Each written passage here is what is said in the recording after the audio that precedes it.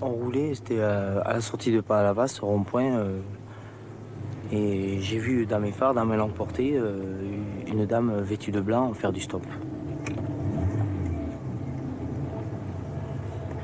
Elle est venue vers nous et c'est une dame qui avait à peu près une cinquantaine d'années. Je me suis dit, une dame d'un certain âge quand même, elle a laissé sur le bord de la route à cette heure-ci. Thierry est descendu, comme c'est une voiture de porte.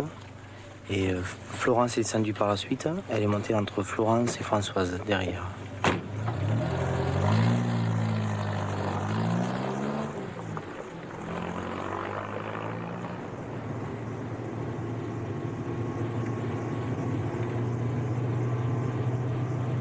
Arrivé vers l'embranchement de Villeneuve-Maguelone, avant le pont vert, 1 km 500 à peu près. C'est là qu'elle a commencé à pousser des cris assez perçants, assez forts. Attention, ce virage est dangereux. Toujours en montrant du doigt, comme ça. Attention, ce virage est dangereux, à plusieurs reprises. Ça nous a affolé un peu à tous et c'est là qu'elle a disparu.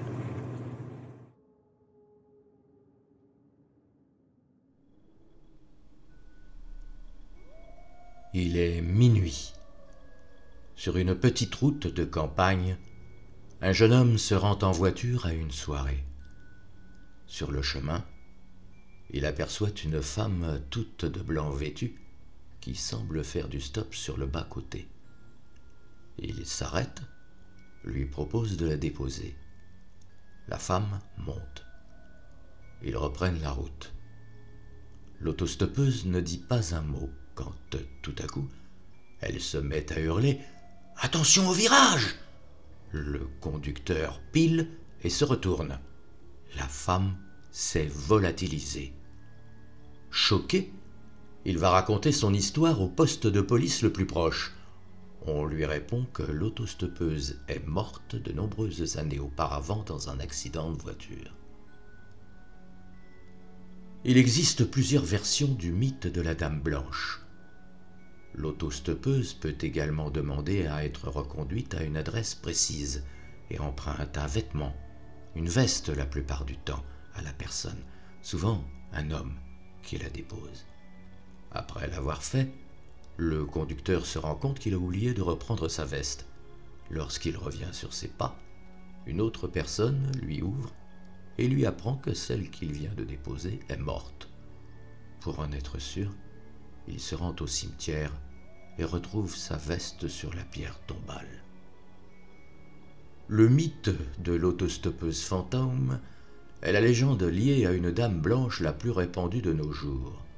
Cependant, la famille des dames blanches regroupe aussi les spectres hantants des châteaux ou encore certaines entités surnaturelles, lavandière de la nuit, annonciatrice de mort prochaine. Le mythe pourrait être inspiré de la Banshee, être légendaire issu du folklore irlandais et écossais, souvent une femme vêtue d'une robe blanche, à la longue chevelure hirsute et au visage très pâle. Son cri est annonciateur d'une mort toute proche pour celui qui l'entend.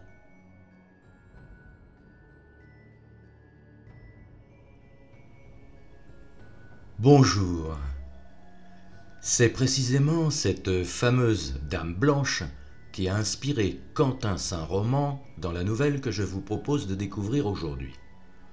Quentin Saint-Roman est également l'auteur d'un recueil de nouvelles déjà publié en 2005 sous le titre « Les temps composés » aux éditions Lacour en 2 volumes, mais également d'une trentaine d'œuvres écrites dans sa collection Optinistre et Pessinistre, disponible en lecture libre et gratuite sur Atramenta, service de publication d'œuvres écrites en ligne, en e-book, en livre audio et papier.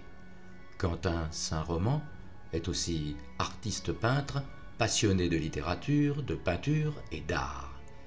Voici donc Le mystère de la Dame Blanche, une nouvelle de Quentin Saint-Roman, publiée en 2012 sous licence Creative Commons et avec l'accord de l'auteur.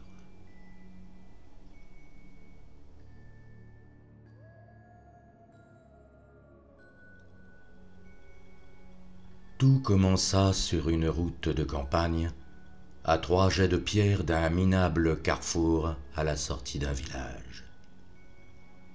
Ce soir-là, en compagnie de mon ami Marc, étudiant, avec qui je partageais ma chambre et mes cours à la faculté, nous avions décidé d'aller danser.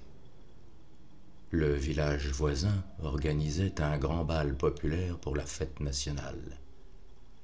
À l'époque, les distractions et les moyens de rencontrer des personnes du sexe opposé étaient rares et il fallait savoir exploiter le moindre événement. Nous voilà donc partis dans la 2 chevaux du père de Marc sur le coup de 21h30, bien décidés à profiter de cette chaude soirée estivale. Je dois préciser, avant d'aller plus loin dans le récit, que la nuit était claire, le ciel dégagé, sans lune ni nuage. Nous étions à jeun et parfaitement éveillés. Nous arrivâmes donc à ce fameux carrefour et là, nous eûmes un choc. Une jeune femme, toute vêtue de blanc, marchait sur le bord de la chaussée. D'un pas tranquille, elle cheminait, les bras ballants. Marc fit un écart, ralentit, puis emballa le moteur de la voiture, freina brusquement pour finalement caler à la hauteur de la jeune femme. Entre-temps, j'avais soulevé la demi-vitre de la portière et j'observais l'inconnu. C'était une très belle silhouette, assez grande, vêtue d'une robe blanche qui allait à mi-mollet. Le haut, sans manches, laissait voir ses bras bronzés. Ses cheveux bruns, mi-longs, lui arrivaient jusqu'aux épaules. Elle continuait à avancer sans nous accorder le moindre regard. Je décidai de descendre de voiture. Je m'approchai d'elle. « Bonsoir, mademoiselle. Vous êtes perdue ?» Ce sont les premiers mots qui me vinrent à l'esprit. Elle tourna la tête, s'arrêta de marcher et me dit « Non, pas du tout. Pourquoi cette question ?»« Mais c'est de vous voir comme ça, toute seule, sur une route déserte. »« Oh, mais je n'ai pas peur, » répondit-elle. « Vous allez loin ?» demandai-je pour changer de sujet. « Non, non, non. » « Avec mon ami, nous allons à Coursin-le-Vieux pour le bal. » Elle me regarda d'une étrange façon. Ses yeux bleus me fixèrent avec intensité. « Moi aussi. »« Comme c'est drôle, » dis-je en souriant. « Et vous y allez à pied ?»« Mais oui, ce n'est pas loin. »« Pas loin ? Il y a quand même un sacré bout de chemin. »« J'ai tout mon temps, » ajouta-t-elle. « Je ne suis pas pressée. » Marc avait réussi à redémarrer la voiture et à nous rattraper. Il roulait au pas et me faisait de grands gestes. Je me penchai à la portière et en quelques mots, je lui racontai ce que je venais d'apprendre. Son regard oscillait entre la jeune femme et moi. « Demande-lui si elle veut venir avec nous, » me dit-il en me faisant un clin d'œil. « Elle est terrible. » Je répétai la question à l'inconnue et elle accepta après un court moment d'hésitation. Marc sortit aussitôt de la voiture, en fit le tour et se retrouva au bord de la chaussée, la main tendue. « Bonjour, mademoiselle, je m'appelle Marc. »« Bonsoir, Marc.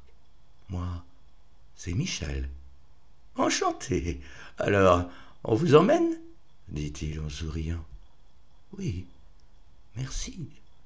J'espère que vous ne conduisez pas trop vite. »« Rassurez-vous, avec la 2 chevaux, on se fait doubler par les vélos. Alors la vitesse. »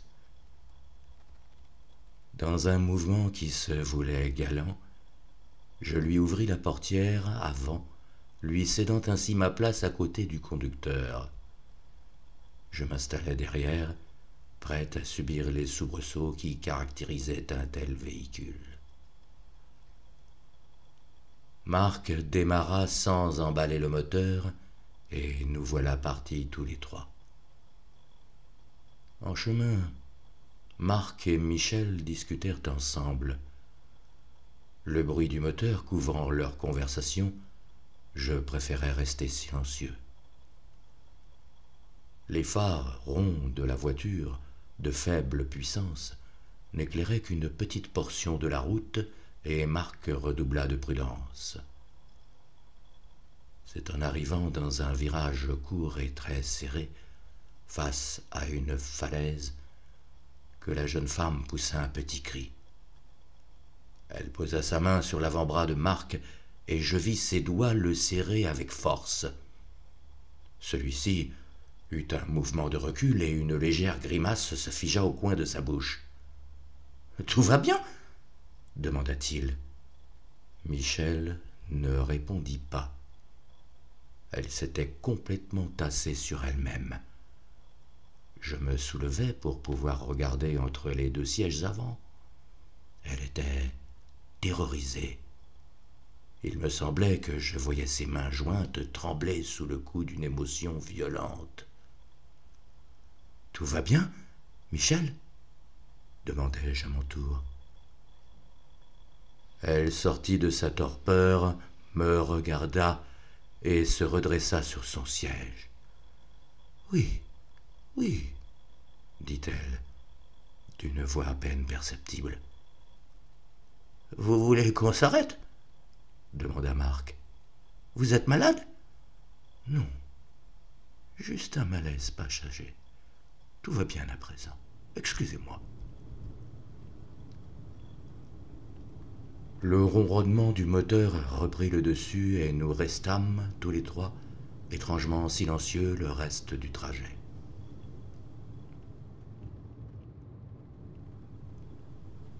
Bientôt, le village apparut et les lampions jaunâtres nous guidèrent vers le lieu de la fête. Il y avait foule, mais Marc réussit à trouver un endroit pas trop éloigné pour garer la voiture. Je fus le premier à descendre et j'ouvris la portière à Michel. Elle sortit à son tour, et je remarquai aussitôt qu'elle frissonnait dans sa robe légère. La soirée était plutôt chaude, et je m'étonnais de cette réaction. J'en fis part à Marc, et celui-ci sortit aussitôt du coffre de la 2 chevaux une longue écharpe blanche. « Prenez, » dit-il en la tendant à la jeune femme. « Elle est à ma sœur. Elle n'en aura pas besoin ce soir. » Michel prit l'écharpe et la posa sur ses épaules. « Ça va mieux ?» demandai-je. « Oui, merci beaucoup. »« Allons danser !» ajouta Marc. « Cela nous réchauffera. » Nous nous dirigeâmes vers la place du village. Devant l'église, la municipalité avait fait installer une estrade sur laquelle 4 musiciens s'efforçaient de réveiller une foule disparate, mais peu encline à valser au son de l'accordéon. Sur la gauche, le propriétaire de l'unique café-restaurant du village avait disposé des tables sous les grands platanes. Nous réussîmes à nous faufiler et à en atteindre une disponible. Michel semblait distraite, ailleurs, silencieuse, les yeux dans le vague. Un serveur vint prendre notre commande. Lorsqu'il réapparut quelques minutes plus tard, un plateau en équilibre sur une main, la jeune femme sembla sortir de sa mélancolie. Elle reprit son attitude souriante et son bavardage avec Marc. Sur un clin d'œil de celui-ci, je compris qu'il voulait que je le laisse seul. Je me levai discrètement de ma chaise et je me dirigeai vers l'entrée du bar où j'apercevais quelques amis. Le cafetier avait installé une sorte de comptoir démontable et avait agrémenté sa terrasse d'une girandole multicolore. Un groupe d'assoiffés, qui commençait à être un peu éméchés, chantait en chœur avec l'orchestre. Je restai avec mes amis la plus grande partie de la soirée. Quelques filles du village vinrent se joindre à nous, et j'en profitais pour les inviter à danser. En tournant sur la piste, au son de l'accordéon, je passais quelquefois devant la table de Michel et de Marc.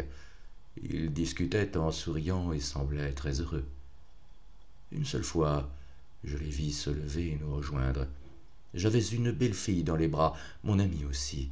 C'était la belle vie. À un vendeur ambulant qui passait de table en table, j'achetais une rose rouge pour offrir à ma partenaire. Je vis que Marc en avait fait tout autant. La soirée continuait ainsi. La foule était à présent plus remuante et répondait ainsi au son de l'orchestre. Des gamins endimanchés faisaient exploser des pétards aux grandes dames des vieux qui auraient sûrement préféré être dans leur lit. Puis il y eut le feu d'artifice, bien modeste, il est vrai, mais le spectacle déclenchait tout de même de grands cris de joie parmi les personnes présentes. Pendant ce temps, un photographe passait au milieu des gens et prenait des clichés de couples d'amoureux, de familles entières, et même des groupes d'amis en train de lever leurs verres. Beaucoup le faisaient faire, et son flash illuminait les abords de la piste. Je le vis se diriger vers Michel et Marc. À son approche, ceux-ci se serrèrent, tête contre tête en souriant.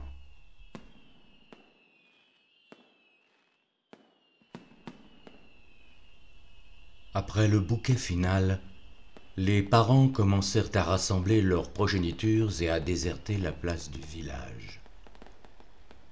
Je continuai de danser un long moment encore sur la piste quasi vide, jusqu'à ce que mes jambes refusent de bouger. L'orchestre aussi donnait des signes de lassitude et ne jouait plus autant de morceaux de musiques endiablées. Le moment de partir était arrivé, et je me mis à la recherche de Marc. Je m'adressai à mes amis, mais personne ne semblait l'avoir vu. Je patientais. Je le vis soudain apparaître au détour d'une rue. Il paraissait affolé et me cherchait du regard. Je lui fis un grand signe, et il arriva aussitôt complètement essoufflé. Je le laissai reprendre son souffle. « C'est Michel !» dit-il entre deux respirations. « Quoi, Michel ?» demandai-je. « Elle a disparu, envolée. »« Comment ça, a disparu ? Elle n'était pas avec toi ?»« Si, bien sûr. Après le feu d'artifice, j'ai rencontré des amis. Elle était là, à mes côtés. Le temps de discuter quelques minutes, et là, plus rien. »« C'est incroyable. Partir comme ça, sans un mot. Vous vous êtes disputés ? » ?»« Non, au contraire, elle semblait heureuse. Viens avec moi, à deux, on aura plus de chances de la retrouver. »« Bien sûr, allons-y. » Nous partîmes dans les rues du village, chacun cherchant de son côté dans les zones d'ombre ou les ruelles sombres. « Je suis déjà passé par là, » me disait Marc, de temps en temps. Je lui posai des questions sur la soirée. Il m'assura qu'il n'y avait aucun problème. Michel était une fille charmante et le courant passait bien entre eux. « Et la voiture ?» dis-je soudain. « Elle est peut-être à côté de la voiture, à nous attendre. »« Tu as raison, allons voir. » Mais il n'y avait personne. Nos recherches restaient vaines. Michel avait disparu. Nous décidâmes, à regret, de repartir vers la place du village afin d'interroger les personnes présentes. Une belle fille comme elle ne pouvait pas passer inaperçue. Il ne restait que les musiciens qui rangeaient leurs instruments de musique et le cafetier qui empilait les chaises de la terrasse. Mais aucun d'entre eux n'avait aperçu Michel. Marc était complètement perdu. J'essayais de le rassurer, de lui expliquer qu'il n'était pas responsable. Il faisait la sourde oreille, et je ne sais pas pourquoi il réagissait comme ça, mais une chose était sûre, Il voulait la retrouver. Le jour se levait déjà que nous étions toujours à la recherche de Michel. Nous avions fouillé partout où cela était possible, sans résultat. Je m'efforçais, encore une fois, de raisonner Marc, de cesser les recherches, éventuellement de prévenir la gendarmerie et de rentrer chez nous. Je voulais le convaincre qu'elle avait peut-être rencontré un ami ou un voisin et qu'elle était déjà chez elle en train de dormir. Enfin, là, à bout de fatigue, il accepta de partir. La mort dans l'âme, nous retournâmes à la voiture et nous reprîmes la route. J'observais Marc du coin de l'œil et je voyais à son comportement qu'il fixait avec attention les côtés de la chaussée. « Ne te fais pas de soucis, lui dis-je.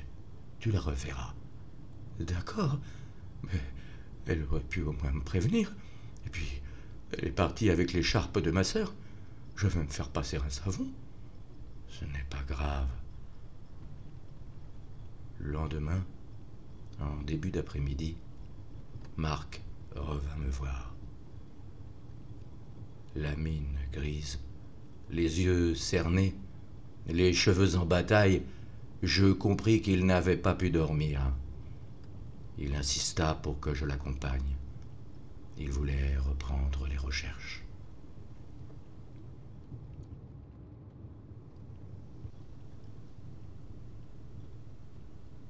Le long du trajet, il m'expliqua ce qu'il savait sur Michel, leur discussion de la veille au soir, le nom de son village.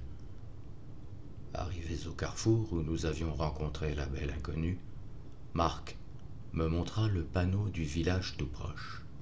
« C'est là qu'elle habite, dans ce bled. »« Alors, pourquoi ne pas y aller ?» lui demandai-je. « Je veux retourner d'abord sur la place du bal.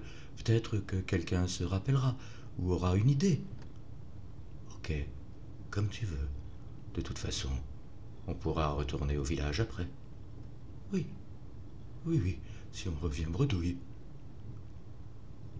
Beaucoup de villageois étaient partis en ce jour de fête nationale, et les quelques personnes présentes ne se souvenaient de rien.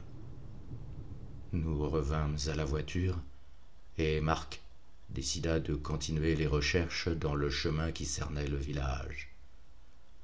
Mais après avoir tourné 1 heure, en vain, il était dépité, découragé. « Tu avais raison, » me dit-il. « Il faut retourner là-bas, et on la trouvera. »« C'est si important que ça ?» lui dis-je. « Tu ne peux pas comprendre, » me répondit-il d'un air mystérieux. Je le crus aisément. Que s'était-il donc passé au cours de cette soirée entre Marc et Michel? Peut-être que mon ami me l'expliquera un peu plus tard.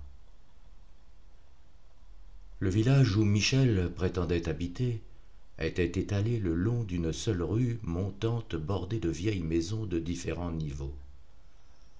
Certaines, bien entretenues, présentaient de belles façades en pierre, d'autres aux murs décrépits et aux volets défraîchis laissaient supposer que les propriétaires étaient partis à la ville. Pas un chat, pas une âme. Je mis cela sur le compte de la chaleur. Les habitants préféraient certainement rester à l'intérieur où la température était plus fraîche. Après avoir garé la voiture à l'ombre, nous avançâmes à la recherche d'une personne susceptible de nous renseigner. Je remarquai alors une vieille femme assise sur un fauteuil pliant, à l'abri d'une treille, qui nous regardait. Je donnai un coup de coude à Marc pour l'avertir. Il tourna la tête et aussitôt se dirigea vers la maison que je venais de lui signaler. « Bonjour, madame, » dit-il en s'approchant.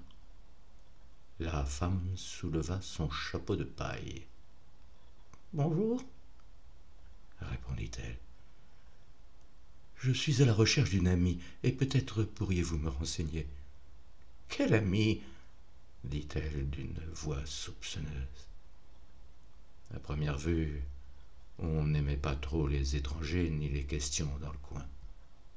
« Je recherche une jeune fille d'une vingtaine d'années, assez grande, très brune. »« Je vois pas. Dans le village, il n'y a plus que des vieux. »« Elle s'appelle Michel, » ajouta Marc. « Cela vous dit quelque chose ? » ?»« Il y avait une Michel, mais c'était il y a bien longtemps. » »« Pourtant, je l'ai vue hier soir. »« C'est votre amie ? Et vous ne savez pas où elle habite ? » ?»« Oui, bien sûr. Enfin, si, mais c'est un peu plus compliqué que ça. »« Avec les gens de la ville, c'est toujours compliqué, » rétorqua la vieille femme. « Je l'ai rencontrée hier soir pour le bal du 14 juillet à Coursin-le-Vieux. »« Et elle vous a dit qu'elle habitait ici ? » ?»« Mais oui, dans ce village. »« Et elle s'est peut-être moquée de vous ? » J'intervins à ce moment-là. « C'est peut-être une vacancière, ou elle séjourne dans une famille. » La vieille femme réfléchit quelques instants et ajouta : « Vous comprenez, dans un village comme le nôtre, tout se sait alors. »« Bon, merci quand même, » répondit Marc. « Nous allons chercher encore. »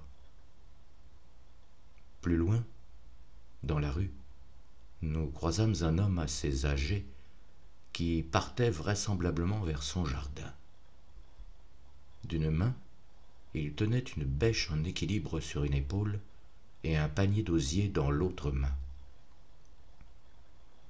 Marc s'en alla à sa rencontre et lui posa les mêmes questions qu'à la vieille femme. « Non, je ne vois pas, » dit-il après s'être gratté le crâne. « Il y avait bien une Michel dans le temps, mais là, je ne vois pas. »« Vraiment longtemps ? » ?»« Oh, oui, plus de 10 ans, je ne me souviens pas bien. Mais j'ai peut-être une idée. Vous allez continuer par là, » dit-il en montrant la rue. « Et vous arriverez à une maison basse, avec des volets peints en vert foncé. »« Celle qu'on voit là-bas ? » dit Marc en montrant une vieille bâtisse. « Tout juste. Je pense que vous aurez votre réponse, » reprit-il d'un air entendu. Nous reprîmes la route plein d'espoir. Enfin, nous tenions un indice et peut-être une piste. Marc frappa à la porte vitrée. Après quelques instants, un rideau de dentelle se souleva. Le visage brun et émacié d'une femme d'un certain âge apparut. Puis, après un examen attentif, le rideau retomba et la porte s'ouvrit. Celle qui se présenta à nous était une femme entre 2 âges. Son visage était marqué, mais son corps paraissait beaucoup plus jeune. Elle était habillée de noir de la tête aux pieds et nous observait de ses yeux bleu-gris.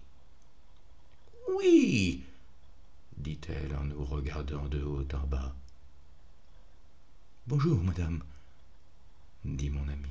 « Excusez-nous de vous déranger, mais nous cherchons un renseignement. »« Qui vous envoie ?»« Un homme d'un certain âge nous a dit que vous pourriez nous aider. »« Qui vous a dit ça ?»« Là-bas, un peu en descendant dans la rue. Un homme grand aux cheveux gris. Il partait à son jardin. »« Ah, ce doit être Victor, celui-là alors, toujours curieux, » dit-elle sur un ton beaucoup plus ferme. « Nous cherchons une jeune fille que nous avons rencontrée hier soir. »« Où ça ? » ?»« Au village voisin, il y avait un bal. »« Oh, Coursin-le-Vieux ?» ?»« Oui, très juste. Elle nous a dit qu'elle habitait ici. »« Vous connaissez son nom ? » « Non, uniquement son prénom. » Michel. La femme marqua le coup et se reprit vite. Il n'y a pas de Michel dans le coin. Enfin, il n'y en a plus. Ah bon? J'avais une fille qui s'appelait ainsi. Qui s'appelait? Pourquoi? Reprit Marc. Oui, elle est décédée il y a à peu près plus de 10 ans. Ah, désolé. Comment était... Dans un accident de voiture, justement, sur la route de Coursin-le-Vieux. Dans un virage? Oui, répondit la mère tristement. Au pied de la falaise. La voiture roulait trop vite et a fait plusieurs tonneaux. Je vis Marc blêmir. Il me regarda d'un drôle d'air, puis me montra quelque chose à l'intérieur de la maison. Je vis alors, juste derrière la femme, une grande photo en noir et blanc posée sur un immense buffet.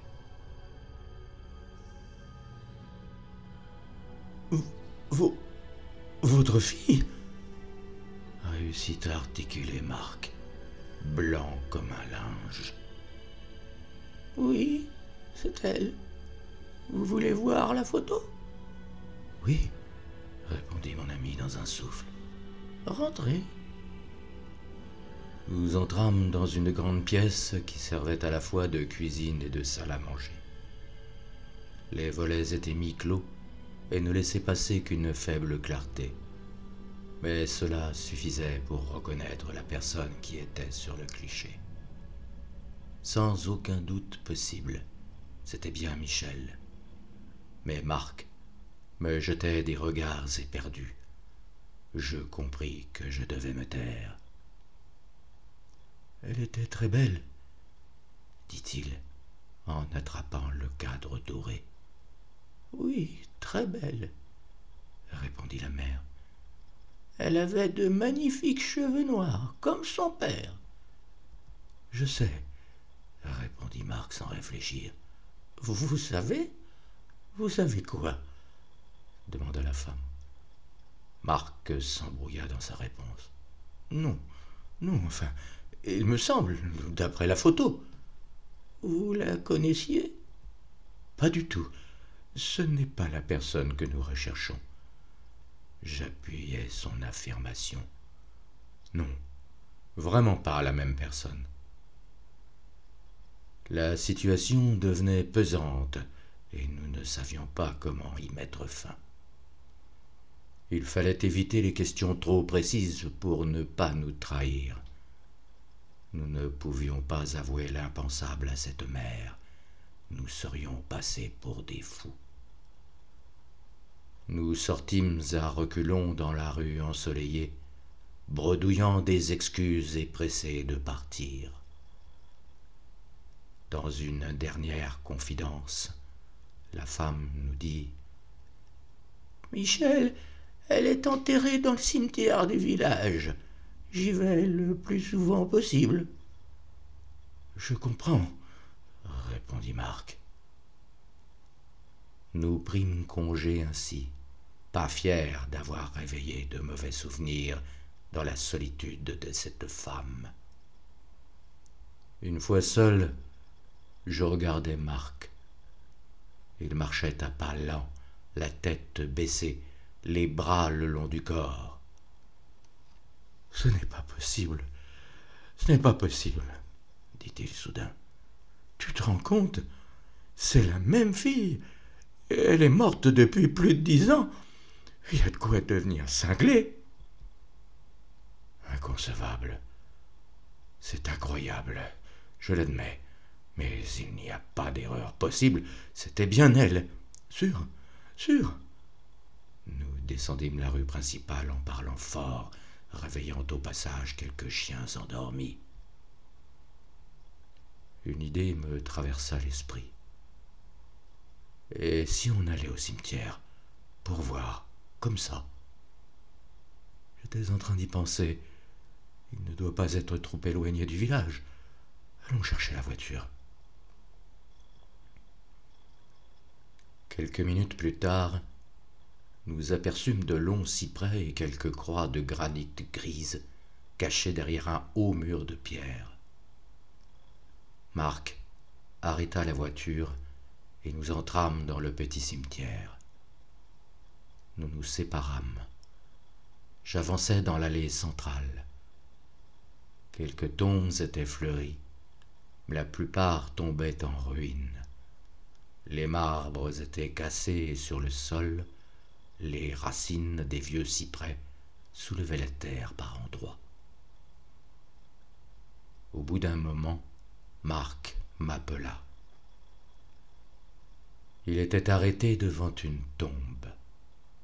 Lorsque je le rejoignis, je remarquai aussitôt la pâleur de son visage. Il étendit le bras devant lui. Je suivis le mouvement du regard, et ce que je vis resta gravé dans ma mémoire à tout jamais. Sur la pierre tombale, il y avait l'écharpe blanche lovée en spirale, et au centre de celle-ci, il y avait une rose rouge. Sur la croix de granit, au milieu des deux branches, il y avait un petit médaillon dans lequel on reconnaissait de façon certaine un portrait de Michel. La stupeur nous paralysa de longues minutes. Comment est-ce possible? Réussit à articuler mon ami Marc. Je ne sais pas.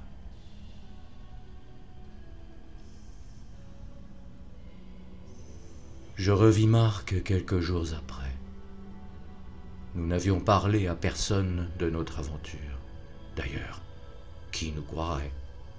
Même vous, lecteurs, auditeurs, vous ne croyez pas un mot de cette histoire. Pourtant, mon ami m'avait donné rendez-vous à la terrasse d'un café dans un village voisin. Il était déjà attablé, pensif, les coudes sur la table et les mains soutenant son menton. Me voyant arriver, il sortit une enveloppe de la poche de sa veste et me la tendit. Il m'expliqua qu'il venait de passer chez le photographe, récupérer le cliché en noir et blanc, pris le soir du bal. Je sortis celui-ci et le regardai avec stupeur. Il n'y avait que Marc. À sa droite, la chaise était vide. Vous me croyez maintenant?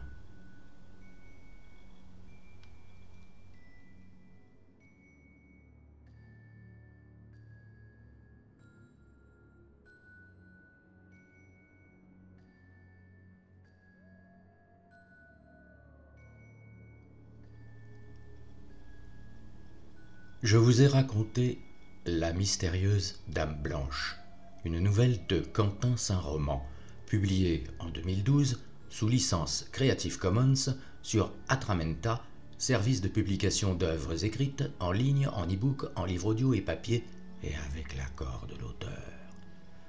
À propos de Dame Blanche, et comme je l'avais évoqué dans un précédent programme, je me permets de vous rappeler, pour les plus jeunes d'entre vous, les faits concernant une étrange aventure vécue par 4 jeunes Montpelliérains et qui défraya la chronique en 1981. Au risque de vous paraître fait divériste, ouais, pourquoi pas. Je vous lis à ce propos un extrait de l'article de Thibaut Solano paru dans Marianne en 2022. Nous sommes le 20 mai 1981. 4 jeunes héroltais passent la soirée à Palavas-les-Flots dans la douceur du printemps méditerranéen. Vers 0h30, ils décident de rentrer chez eux à Montpellier. Ils montent à bord de leur Renault 5, les 2 garçons devant, les 2 filles à l'arrière. Quelques minutes après, juste avant d'emprunter le pont des 4 canaux, ils aperçoivent sur le bord de la route une silhouette blanche qui leur fait un signe de la main. Ils s'arrêtent. C'est une autostoppeuse, la cinquantaine, les cheveux bruns, qui porte une gabardine et un foulard blanc. Ils la font monter sur l'étroite banquette arrière entre les deux filles. Le voyage continue dans une ambiance étrange. La passagère n'est pas loquace. Elle semble même nerveuse, de plus en plus nerveuse. Moins d'1 kilomètre plus tard, à hauteur du lieu dit Pont Vert, l'autostoppeuse s'exclame d'une voix glaçante « Attention à ce virage dangereux! Attention au virage !»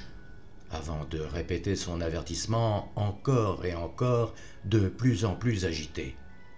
Puis, 2 cris se font entendre. Cette fois, ce sont les 2 filles à l'arrière, livides. Le conducteur se retourne, la femme en blanc a disparu, évaporée, volatilisée. Les 4 témoins se précipitent à Montpellier pour se rendre au poste de police du centre-ville et racontent leur aventure. À les croire, ils viennent de rencontrer la Dame Blanche. Derrière ce nom se cache un personnage au cœur des légendes les plus angoissantes. Comme pour le Yéti, tous les continents du monde bruissent d'une version équivalente à quelques variantes près. En Irlande, on la baptise la Banshee. Aux États-Unis, Resurrection Mary. Tandis qu'en Algérie, c'est un djinn qui figure ce passager mystérieux. Si personne n'a envie de croiser sa route, elle joue pourtant un rôle bénéfique, à mi-chemin entre le revenant et la fée, puisqu'elle est censée nous prévenir d'un danger. Simple légende, donc. Sauf qu'à Palavas, l'apparition a exceptionnellement donné lieu à une main courante auprès de la police en 1981. Puis à une forte médiatisation qui a entraîné une pluie de rumeurs. Subitement, on voyait la Dame Blanche aux 4 coins de la France, et même une poignée de mises en scène, dont l'héros, quelques semaines plus tard, des plaisantins se pareront de blanc pour effrayer les automobilistes. Que penser, 40 ans après, de la seule affaire de Dame Blanche avec témoignages directs couchés sur procès-verbaux?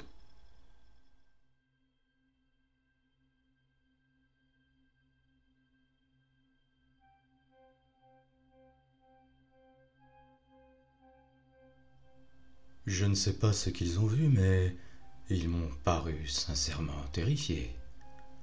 Vincent Melgozo était à l'époque membre du laboratoire de parapsychologie de Toulouse et s'intéressait aux affaires possiblement paranormales. Par l'intermédiaire d'un journaliste local, il avait pu rencontrer et auditionner 2 des 4 témoins en 1981. Selon moi, il y a 3 hypothèses possibles, indique-t-il à Marianne. La première, c'est celle d'une affabulation volontaire. Les jeunes se seraient accordés pour mentir. Contre toute attente, ceux qui les ont rencontrés à l'époque ne foncent pas tête baissée vers cette théorie. En 1982, le commissaire alors en poste à Montpellier témoignait devant la caméra d'Antenne 2. Citant le procès-verbal rédigé par ses subalternes, il indiquait que les 4 jeunes, âgés de 17 à 25 ans, paraissaient très effrayés et que leurs auditions, menées séparément le lendemain, n'avaient pas débusqué d'incohérence dans leurs récits respectifs. Les journalistes locaux ne sont pas plus accusateurs. L'un d'eux indique aujourd'hui à Marianne « Je ne sais pas ce qu'ils ont vu, mais ils m'ont paru sincèrement terrifiés. » Un autre, Francis Attard, alors au quotidien Midi Libre et aujourd'hui disparu, en a fait un livre. Son fils se souvient qu'il avait été marqué par l'affaire. Mon père avait été touché par la sincérité et l'émotion qu'avaient exprimé ces jeunes. Il avait été troublé et considérait que c'était difficile de mettre tout cela en scène. Même impression pour Alain Le Gouguec, alors correspondant local pour le Nouvel Obs avant de faire carrière à Radio France. Je ne suis pas branché paranormal et je ne crois pas aux Dames Blanches, mais ces jeunes gens n'avaient pas l'air de mentir. Le fait qu'ils se rendent eux-mêmes au commissariat m'avait interpellé. C'est pourquoi j'avais voulu les rencontrer. Je vous laisse méditer sur cette aventure hors du commun. Les faits-divéristes disent toujours hors norme, toujours, tout est hors norme. Et je remercie Quentin Saint-Roman, Atramenta et l'Écho des Garrigues, sans lesquels ce programme n'aurait pu être diffusé. Cette émission a été réalisée avec de courts extraits de l'interview des protagonistes de l'affaire de Palavas en 1981 et provenant de l'Institut national de l'audiovisuel. À bientôt. Elle était bien vivante, on n'aurait jamais cru qu'elle allait disparaître comme ça, quoi. Alors là, franchement, c'était vraiment, entre nous, on s'est regardé, c'est vraiment l'angoisse, quoi. J'ai ralenti d'abord, j'ai ralenti la voiture, sans m'arrêter. Et on s'est dit, on va aller à la gendarmerie raconter ça. Ouais. Et nous sommes arrivés au poste Clémenceau, là-bas, à Montpellier, en plein centre-ville, et nous avons raconté notre histoire. Ils n'avaient pas l'air tellement de nous croire au début, et c'est après, lorsqu'un autre gendarme est arrivé, a précisé qu'il avait déjà entendu parler d'une histoire pareille, qu'ils ont commencé à nous croire, quoi. Voilà, alors le matin, en arrivant, dès 8 h à mon bureau, j'ai trouvé sur ma table un rapport fait par les brigades de nuit concernant un phénomène surnaturel. J'ai été quelque peu surpris de lire un tel compte rendu, surtout que ce n'est pas dans nos habitudes de traiter de telles affaires. Ce rapport m'a attiré mon attention sur le fait qu'on me relatait l'incident de la nuit, mais on me disait que ces 4 jeunes paraissaient très effrayés, qu'ils n'étaient ni sous l'empire d'un état alcoolique, ni sous l'empire de la drogue, et qu'ils paraissaient très normaux. J'ai demandé à ce qu'ils soient convoqués dès le lendemain au service, ce qui a été fait, et j'ai fait procéder à leurs auditions. J'ai assisté moi-même, nous les avons placés séparément dans une pièce, chacun pour être vraiment sûr de leur audition, qui corrobore ce qu'ils avaient dit et ce qu'ils avaient déclaré le soir même aux policiers. Alors votre sentiment finalement sur cette affaire? Le sentiment là-dessus, c'est-à-dire que là-dessus le policier quand même est obligé de ramener des faits dont il a la preuve. Or là, la preuve, nous n'avons que les auditions de ces jeunes. La preuve, il y a un fait qui pour moi me surprend, c'est le fait que cette dame blanche fait arrêter la voiture pour monter et elle ne la fait pas arrêter pour descendre. Pourquoi? Je ne peux que dire que ces jeunes ne me paraissent pas avoir monté un canular sur cette affaire-là.